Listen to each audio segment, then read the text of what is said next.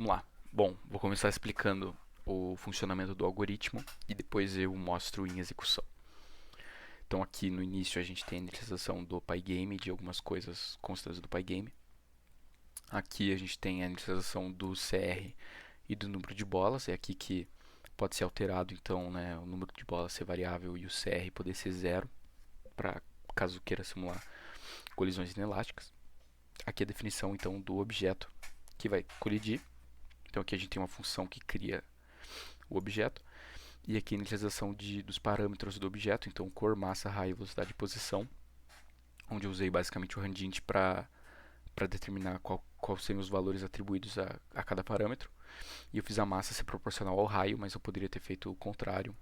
Ou então eu poderia fazer uma formulinha para determinar a massa, enfim. Aqui algumas funções auxiliares que eu vou explicar depois. Aqui a parte do algoritmo que cria as bolas efetivamente e também valida elas. Então eu não posso criar uma bola dentro da outra porque o programa ia detectar isso como infinitas colisões, provavelmente.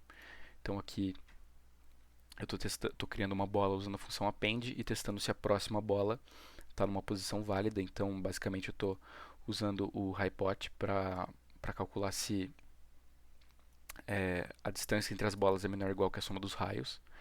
Isso que significaria que elas estão uma dentro da outra. Então eu criei uma variável booleana que recebe true, que seria a variável recriar, e enquanto tiver que recriar, ele executa exatamente o mesmo algoritmo aqui de cima. Aqui algumas coisas do Pygame e aqui a parte de imprimir na tela, né, as energias cinéticas.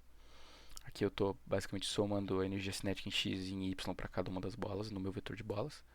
E aqui em k eu tô arredondando, né, para três casas decimais, e k eu estou somando, né, kx e ky depois de ter calculado a energia cinética para cada uma das bolas. Aqui eu tenho então a atualização da posição das bolas baseada na velocidade. Aqui eu tenho a colisão com as paredes, que para esse simulador específico eu considerei a colisão como sendo sempre 100% elástica, porque eu acho que as colisões sendo inelásticas com as paredes, mesmo quando o CR seja zero, fica uma simulação assim meio ruim, sabe? A bola vai colidir com a parede e vai parar. É uma simulação não ruim, mas chata de assistir.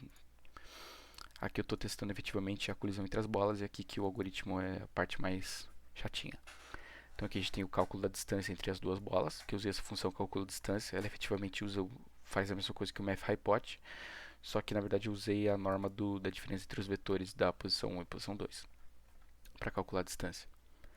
Aí se a distância for menor que a soma dos raios, então eu vou considerar que a bola colidiu, né? E eu vou ter que usar esse fator de mudança aqui para mudar a posição de, de cada uma das bolas.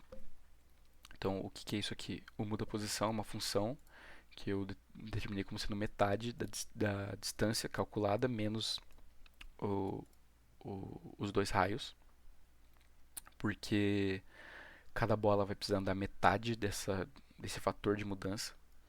Por que isso é necessário? Porque o cálculo da colisão é feito antes do frame da colisão em si. Então, por exemplo, uma bola pode estar indo muito rápido na direção da outra e no próximo frame elas poderiam entrar uma dentro da outra se eu não usasse esse fator de mudança. Aqui eu estou efetivamente fazendo com que antes do frame da colisão as bolas só se tangenciem. Então, quando acontecer a colisão no frame, vai parecer que elas só se tangenciam ao invés de uma entrar dentro da outra. Aí eu tive que implementar basicamente a mesma coisa aqui na colisão com as paredes, né? Atualizar a posição para que a bola só tangencie a borda, ao invés de entrar na borda. Porque essa posição aqui é a posição do centro e não da casca da bola, por assim dizer. Aqui a gente tem um algoritmo então que efetivamente vai efetuar a colisão das bolas. Então eu calculei um vetor diretor, que é o vetor que determina a reta que passa entre o centro das bolas. Aqui eu tenho, para facilitar a legibilidade do código, um vetor V1, que é basicamente o vetor velocidade da bola I. E aqui eu tenho a projeção de V1 no vetor diretor, que eu usei essa função que calcula a projeção, que é basicamente uma fórmula da geometria analítica, que é justamente, né, o produto interno entre os dois vetores dividido pelo produto das normas dos dois vetores. Aí multiplicado, é claro, pelo outro vetor para dar a... Porque isso que eu falei, na verdade, é só um alfa do vetor. É um múltiplo escalar do vetor. Então aqui eu tenho um V1 perpendicular, que seria o V1 que não vai ser alterado na colisão.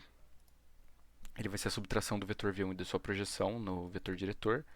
E aqui eu tenho o cálculo do momento linear da primeira bola, também só para facilitar a legibilidade, não precisava fazer isso. Mas eu achei que ficou melhor fazendo desse jeito. Aqui é a mesma coisa implementada para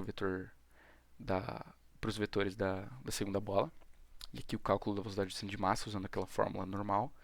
E de novo calculando a projeção da velocidade do centro de massa no vetor diretor, porque essa aqui é a velocidade do centro de massa que vai importar efetivamente para a colisão. É como se eu tivesse calculado no sentido da colisão.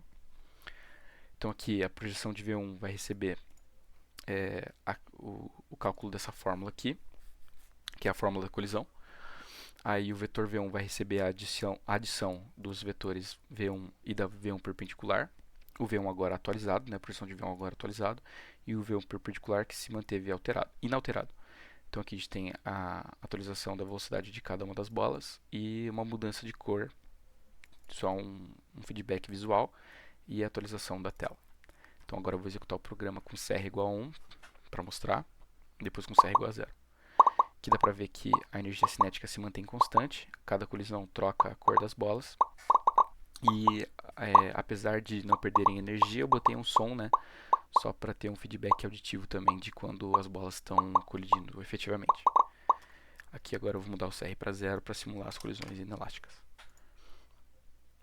Aqui a gente percebe já que a energia cinética não se mantém constante. E aqui faz sentido o som. E enfim, é isso.